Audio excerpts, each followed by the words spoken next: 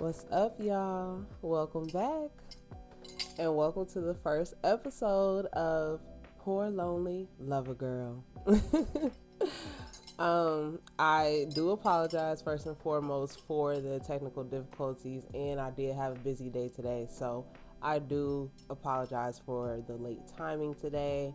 Please forgive me, okay? But today, for our first episode of my podcast, we are, you all are going to be taking a deep dive into Cree's past life all the way up until now. Okay. So, first episode is basically going to be my story, my life story.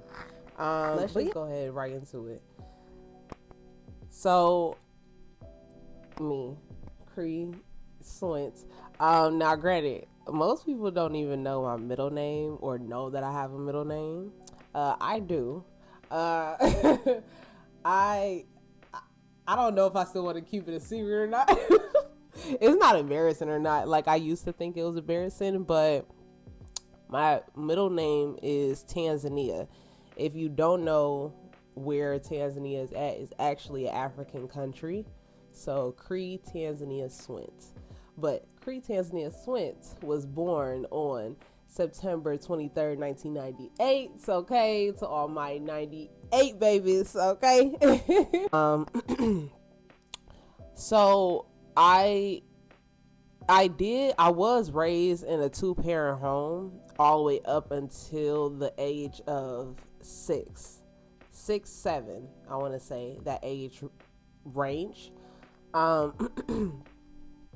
So like my parents, they were married for 10 years, and things just started getting like really bad once my dad just kept going back to jail. And granted, I'm not downing my dad or nothing. Like, we done had these talks. We know what's the past. Like,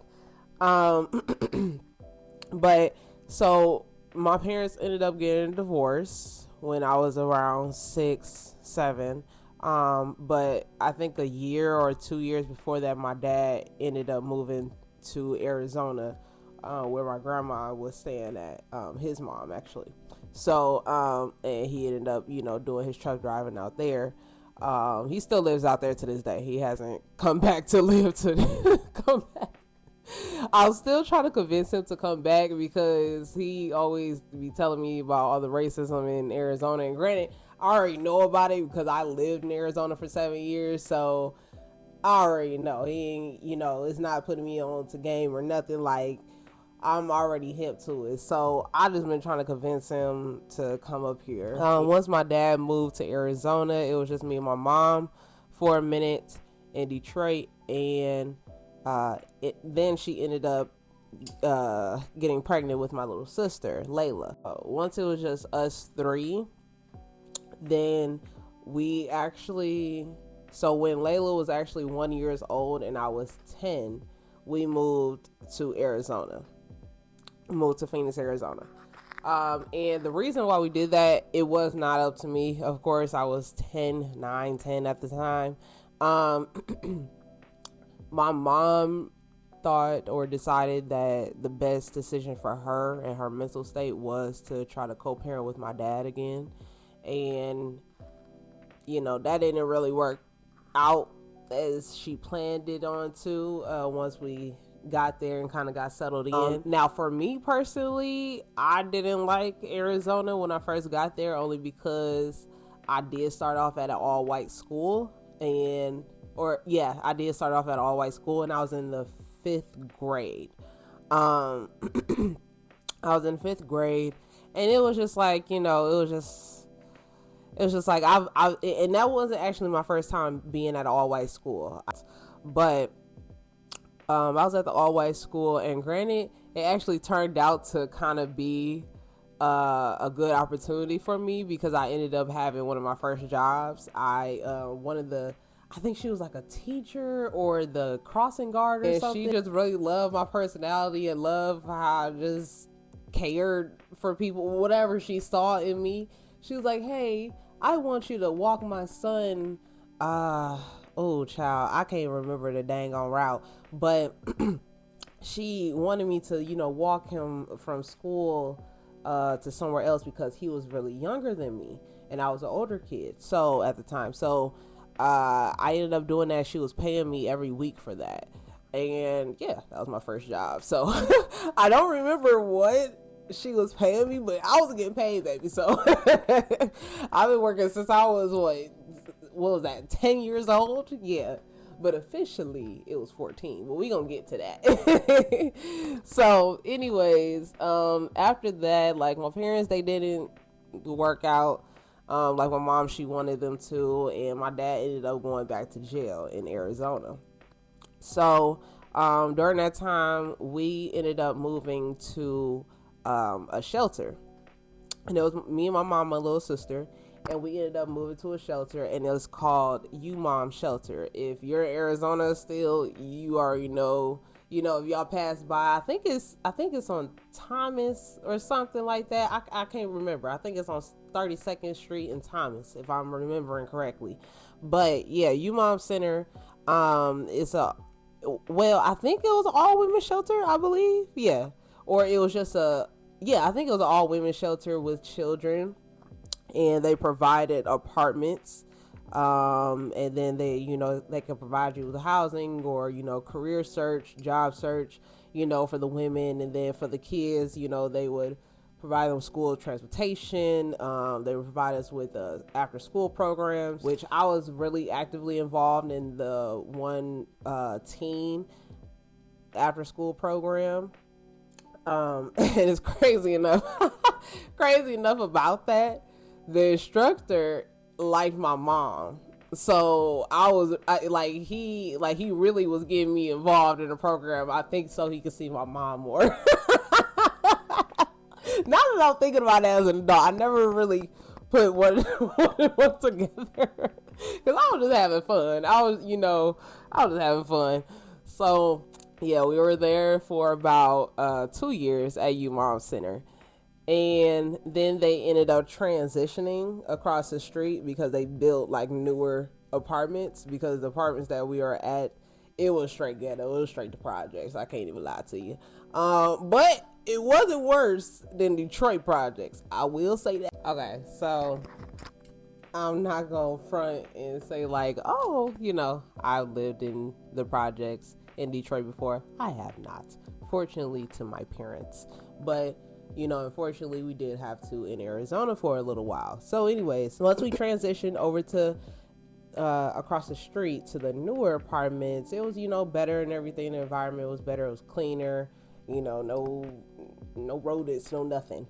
So we stayed there, I think, for like another year, and then we ended up moving into this place called Weldon Shelter, or Weldon House, actually Weldon House, and it was a place for women and children again. So because my mom, she actually unfortunately was alcoholic when she was alive, but yeah, she was alcoholic of wine.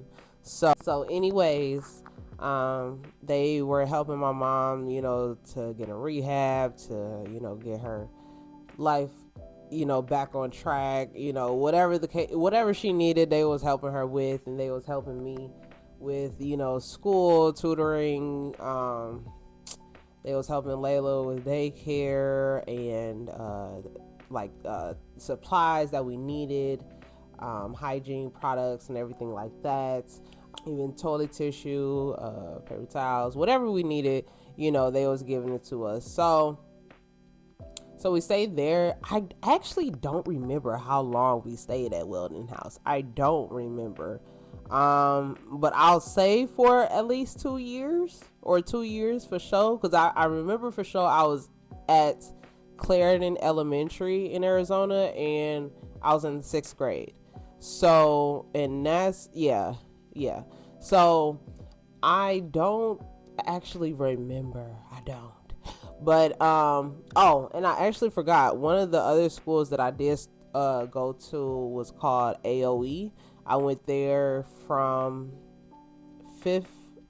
I went there after Clarendon. No, I'm sorry. I went there before Clarendon, but then I don't know where I went after Clarendon, but I went to a place called Academy of Excellence.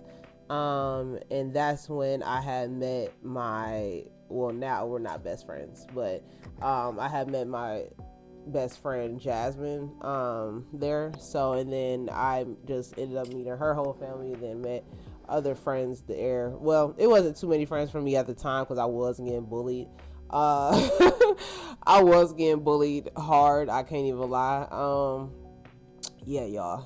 Yeah, they was bullying, girl, for real. And I was a sweet girl. I wasn't like, I didn't have like shots to come back at kids. I didn't have older siblings, to teach me, and everything like that. I didn't have that luxury. AOE, I was there from 5th to 6th, and then I went to Clarendon, and then from there I don't. Oh no, I'm sorry. I went to actually what was the school called? I went to Osborne Middle School. Yeah. Stayed there for 7th, 8th grade. Then I went to high school. High school is called North High School. Now, high school is really rough for me. I can't even lie. It was because school was a lot, but home life was way more. Home life was way more during my teenage years, only because my mom was drinking more and responsibilities was weighing heavy on my shoulders at that time. So officially, that's why I said officially, legally, my first job was 14 years old. But that's when I actually started paying my first bill, or started helping my mom pay bills at that time. So my first job actually was as a summer camp counselor, and I was in charge of kindergarten boys and girls. I think I was in the 8th grade at the time. Yeah, I was in the 8th grade, because you can do it every summer, and it was at a church, but it was a school with a church. So, but yeah, the kids were really sweet. One of the only staff that was black there. But I still had a great time. But that just goes to show you how racist Arizona is. I'm just saying. Anyways, that was my first job. I really loved it. Really loved the kids. They were really cool. I did kindergarten, girls and boys for the first 2 summers, and then for my 3rd summer I did 1st and 2nd grade, and I did a little bit of 5th and 6th graders as well, because it went up to 5th and 6th, or it went up to 6th graders. I'm sorry.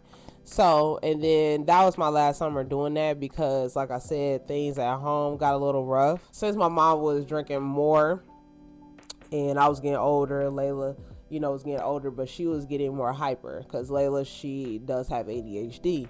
So when she was a kid, she had to take medication. No judgment zone here. I don't want to hear no negativity from y'all or anything about me or my family, okay? But because everybody got problems, everybody got something, whatever going on. So anyways, she had to take the medication, but it got worse once the first time we had to go to foster care, and that was very devastating. That was a very life-changing. That was very life-changing for me and my little sister. But for me, especially because I actually was aware of what was going on because I was old enough. First time we went, and it was because my cousin Lisa, I personally never met her because of the lifestyle her husband was portraying, I guess, or whatever. But my mom, she just kept me from certain family members that, whatever the case may have been. So, like I said, I'm not talking bad on my relatives or anything like that. Rape to my cousin Lisa. When Lisa had died, my mom, she took it very hard because that was one of her favorite cousins. That was her first cousin. So, and we were in Arizona. We couldn't be there for the funeral up in Detroit. So my mom took it very hard, and she, long story short, she ended up not picking up my sister from daycare, and I ended up going to daycare because the daycare was connected to the shelter. And when we were still staying at the shelter, when I went to the daycare, my mom wasn't there. And I'm like, okay, what's going on? Like, we need to start calling. So me and the daycare owner, we call in hospitals, jails, wherever. I don't care what it was, we called. So I don't care if it was the freaking grocery store. We called. I'm not playing. So I did not play about my mom. I did not play about her. We finally got an answer. It was my heart was broken, and that was the first night that we had to go. Me and Layla had to go to foster care because my mom, she was just basically just very mentally, physically incapacitated because of the alcohol, because she was so devastated because Lisa had died. So yeah, that was the first time we went to foster care. So the second time, I really don't remember what happened with my mom, but the first time it wasn't, no, the first time something happened and I just didn't say nothing about it, you know, because I'm like, as long as it just didn't happen to my little sister, that's what I care most about. The house that we was at, I think, if I'm remembering correctly, I think it was out in Levine. I'm not sure, but it was this older black lady, and the first one was an older black lady as well, but she had a son there, a grown son living with her. So yeah, so that's why I said something happened, and I'm just glad it happened to me and not happened to my little sister. So anyways, back to the second story, or the second time. The second time, it was an older black lady, and she had a very nice house and everything. She had other kids, she had other teenagers, she had grandkids, I'm sorry, and two of them was my age. She had one that was my little sister's age. But the problem I had with this lady was that she kept coming from my little sister. I didn't like the fact that she looked at Layla like she was dumb and literally called her dumb to her face. I don't play that, and I told her to her face, and I don't even remember how long we was there, but I told her to her face, I said, listen, you keep talking to my little sister like that, or you keep talking about my little sister and I hear it, you talking to your grandkids and your grown kids, whatever, when they come over about my little sister so bad, I will take her and we will run away. I'm not playing with you. We will run away. And I was not playing with her. So, and I told her, or I could just call the worker and tell her what's going on. So either way, it's going down. So I ended up telling the worker. And because you was gonna get in trouble either way, I wasn't gonna let that slide. Don't ever come for a kid, and don't ever come for somebody with mental disabilities. You don't do that, especially around me. You don't come for women. You certain shit you just don't do around me. And disrespecting somebody's mental disability, personality, appearance, you can't do it around me. I'm sorry. So I'm really not sorry, but so anyways, I ended up telling the worker, the CPS worker, ended up taking us out the home, and she ended up putting us in a new home, but it was out in a town called Wickenburg, Arizona. And this town, it had one of everything, literally one of everything. But anyways, to the lady, she ended up getting her license taken, and yeah, so that's what you do when you mess with God's children, okay? Yeah, the third home that we went to, that was the best home. That was the best home in all the homes, I'm telling you. The third home that we went to, so it was an older white lady, and we called her Granny. And I still talk to her to this day. And her daughters and grandkids. I still talk to them all to this day, because she really just put an impact on me and Layla's life. And she just, certain people you want to live forever, you know? My mom was one of them, my grandma was one of them, and she became one of them in my life. So, but yeah, it was kind of a dark time for me and Layla there, because we had to be put on medication, both of us, crazy enough, by CPS. and also my mom, but we were away from her, so I didn't know that at the time until I got back to her.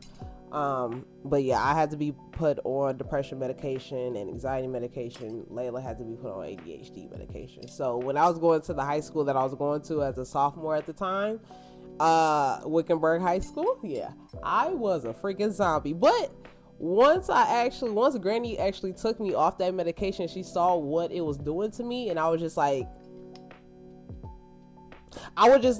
be there, but I wouldn't be there. Like, I would not talk to you at all. Like, how I be now, baby, that wasn't creep back in the day.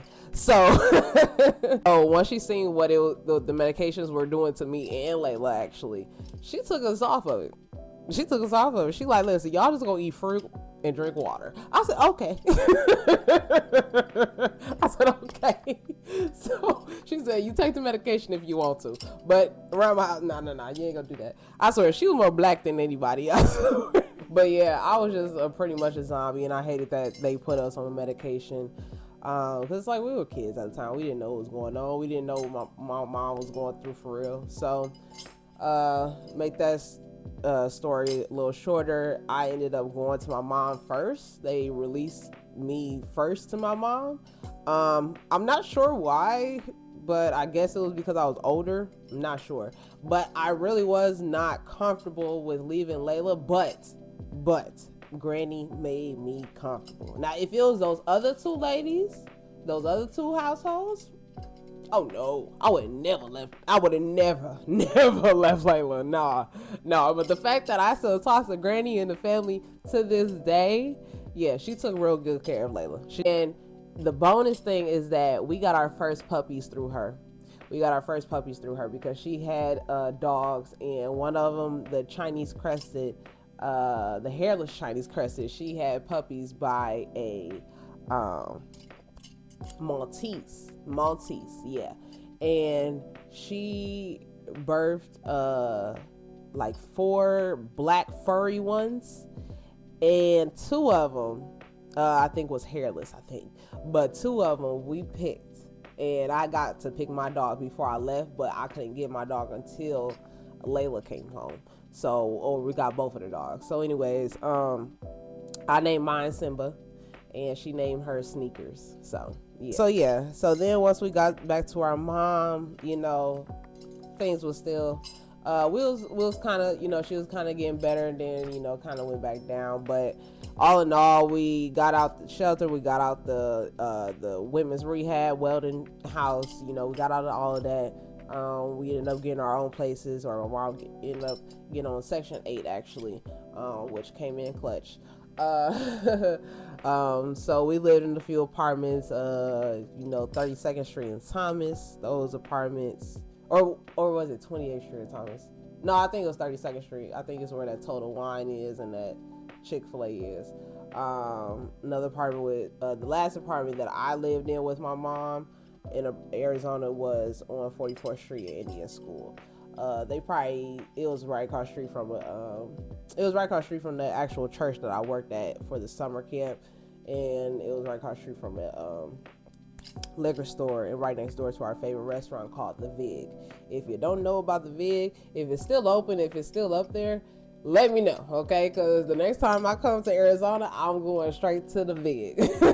Once I actually graduated high school, before I graduated high school, actually, I was planning to come back to Detroit, Michigan, because my heart just wasn't in Arizona. I couldn't stay there no more, honestly. It was the heat, it was the people. I just, the ones I rock with, the ones I'm cool with down there, we there. But it was just like, I don't know, it was just so much different from Detroit. And if you're from Detroit and you ever go out to Arizona, you will know, you will see what I'm talking about, if it makes sense. I can't really describe, but it was a total difference. I mean, granted, every state is different, but it was just a total difference. I'm like, the fact that y'all don't have beauty supplies and liquor stores on every corner like we do, that was a problem. I mean, I don't mean to get on y'all case, But yeah, so I'm gonna fast forward a little bit because I know I made this a little bit long, and I don't want to make this more than 30 minutes or even an hour. So let's get to rolling. But I've had a lot of life, and I haven't even told y'all like even the most detailed details in between. But ended up planning to go back to Arizona right after I graduated high school. Granted, my mom was in disagreement with me because she didn't want me to leave because she wanted me to wait with her when she was ready to come back to Detroit. And I'm like, like, Ma, I gotta live for me. You know, I gotta see what my life is gonna be like. I wasn't saying like without her and Layla, but kind of just to see like what my life is, because in a sense, like I did grow up fast. Just with all, I'll say, like with the trauma and with my parents' divorce and just seeing and hearing and enduring things that a child shouldn't or than she did, but I ended up coming back anyways. And I'm actually gonna leave my prom story for another episode because that one is actually like very, it's not devastating, but it was sad for me. It's quick, but it was sad. So I'm gonna like install that little story in another episode. Yeah, let's fast forward to graduation. So I graduated from North High School in 2016 of May. It was actually May 23rd, 2016, and I ended up coming back to Detroit, and I brought Layla actually. I brought Layla. Layla was with me, but she ended up going back to Arizona in August. So she just spent like a summer with me. I came back to Detroit on June 7th, 2016. Yes, June 7th. And I was staying with my auntie Lori. For a minute, I started at Marygrove College as a dance major. I ended up staying there for 2 years. We ended up all had to leave, like all of us undergrads, we had to leave and go to other schools because I think somebody was stealing from financial aid or from finances or whatever within the school. So anyways, they closed the college down, so now it's just like a regular school, I think. Yeah, so I was going there, and so when that happened, I'm like, oh, okay, so what do I do now? Because I was going to be a dance major. So anyways, I ended up not going to the school that the dance company went to. I didn't go there. I ended up taking a 6-month break, and I ended up meeting my child's father within that time as well. Yeah, we met actually October 2017.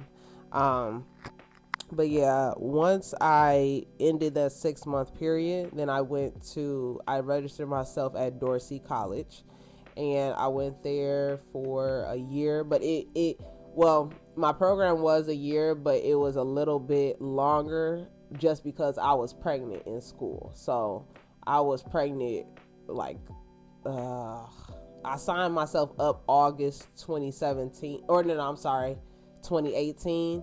I signed myself up, so I got pregnant, like October. No, I got pregnant I was pregnant in September, but I didn't know until October. So I was pregnant all through school, and I was going to become a medical assistant. So fast forward, I ended up having my child. I ended up getting my first apartment. Kept my car up. I was single throughout my whole pregnancy. Me and my child's father was not together. I was single, and I ended up graduating November 2019. My baby, he was 5 or 6 months at the time. He was between 4 to 6 months at the time. That's what I'm gonna say. Yeah. So he was a little baby at the time. But yeah, me and my child's father, we wasn't together probably until like when he was officially 1, like really back together. I'd say like 10 months he was 10 months and 1. So dynamic started and everything. We was going back and forth. And I was, getting I was having my places by myself and everything, and yeah, so it was just me and Zeph for a minute, and then I ended up getting Layla once my mom passed in 2019. I put her on a plane because I was pregnant at the time when my mom passed away. So she passed away June 6, 2019. I ended up getting Layla probably like a week later on a plane because I told my dad to put her on the plane and bring her. So my grandma, who was still alive at the time, she brought her on the plane and brought her to me. And then that's when I told her the news about our mom. It was devastating for us, but I knew that I couldn't grieve because I was pregnant at the time, and I was 5 or 6 months pregnant with Zephaniah, and I was like, I can't lose this baby. I can't lose this baby. I just lost my mom. Now I gotta be a big sister and a mama now soon, so I can't do it. I just gotta stay on the grind. So that's exactly what I did. I did not take the time to grieve, but now, you know, in recent years, now in the last 2 years, I have been grieving. Her, my mom, and also my grandma. She had passed away 2 years after my mom. So yeah. So fast forward, I got Layla, I got Zeph, he's born, and then I graduated later on, and then I'm working as a medical assistant. I got my first job through my internship or externship, that's what they called it in school, but really an internship, but it was not paid. But yeah, I did that for 6 to 8 weeks, and then I graduated, and then I got my first job, So then I was just working as a medical assistant for a while, just being a single mama, you know, and being a big sis and everything. Now Layla, she didn't stay with me initially, but then once I got her from my aunt's house, then, you know, it was just the 3 of us for a minute until, you know, me and my child's father got back together, broke up, got back together, broke up. But yeah, that's, you know, whatever. That part of my life is gonna be another episode. For sure. Y'all gonna have some tea time with me, okay? But yeah, I think we're gonna really dive in more into my life, because now fast forward to now, I am a stay-at-home mom, and but because my son, he is autistic and he has ADHD, so now I'm a stay-at-home mom / student. My little sister, she still stays with me, of course, after all these years. But yeah, that's just a little bit of me, you know, from the past all the way up. I know I kind of skipped around a little bit. I was just trying to like make this faster because I know y'all don't want to sit here all night and see this. Y'all don't want to see me all night, or do you? No, I'm just kidding. But anyways, just remember there's always a good time to talk. Give your parents grace, especially when you become adult and learn why they didn't do certain things for you or couldn't in their limits. Give them grace, okay? Love them. And love yourself. And if somebody else didn't tell you, you're going to definitely hear from me, okay? So, I'm going to see you on the next episode. I love y'all. I'll see y'all next time. Bye.